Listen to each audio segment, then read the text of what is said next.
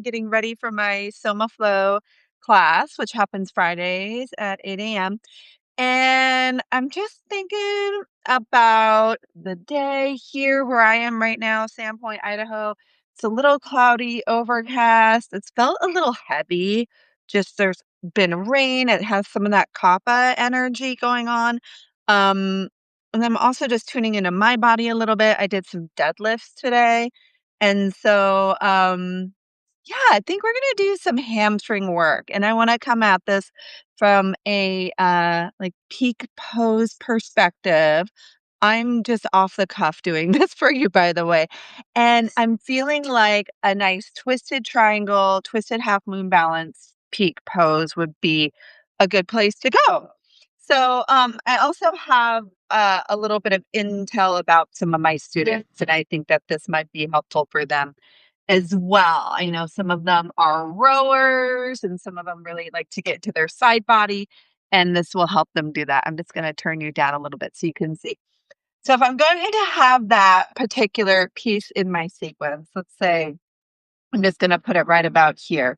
So this will be a twisted triangle. So I'm adding a little rotation in the pelvis. We'll offer the block. It's a really great spinal twist, really great hip opener. This is going to be feeling super great after the deadlifts I did today. And then here is the twisted half moon balance version. Parivrita, Ardha Chandrasana, rotated half moon balance. What do I need to do to get here? So I need to get some hamstring opening. I need to get some hip opening. I need to get some spinal rotation in play. So let's reverse engineer a little bit. Coming back here at my beginning, I always begin with the reset as we do in the lit yoga system. So take a few minutes on our backs here, breathing.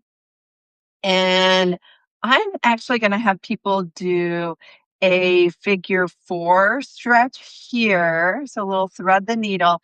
And I'm going to turn this into the bridge pose. So they'll be coming up into a bridge and we'll have the figure four there. Okay, then I'm going to add my wrist stretches. We always want to give people extra love on their wrists. I did a little piece on that when I did my spinal mobilization yesterday. So we'll do that each side. Okay. And then I'm going to come around here. We'll add in, those of you who practice with me know my favorite core lock. Nice deep, getting that anterior core engagement after the posterior core work. And then what am I going to do here to open up the hips? Let's add a side rotation. So here we can extend our legs. It's kind of fun to put a block between it, and we'll drop the legs to the right and the left with the arms out into a T. That's going to start to open up that hip as well as get that core to light up.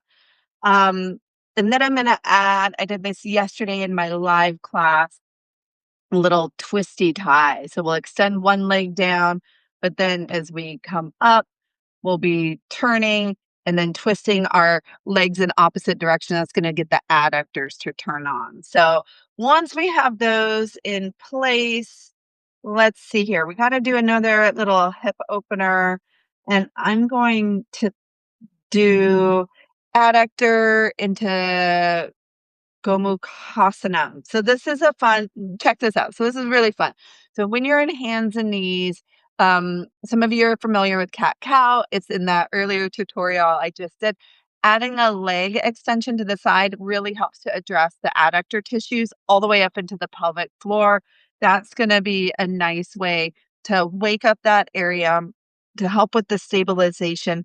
But we'll also do the counter move, the Gomukhasana legs. So here's our hands and knees. We'll have one leg extended. Okay. Oh my gosh, I have something in the oven. I'll be right back. Don't go anywhere.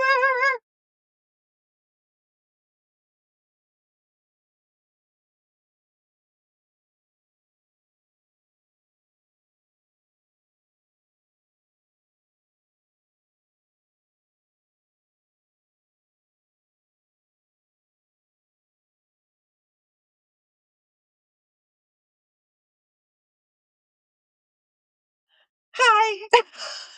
Thanks for sticking with me if you stayed.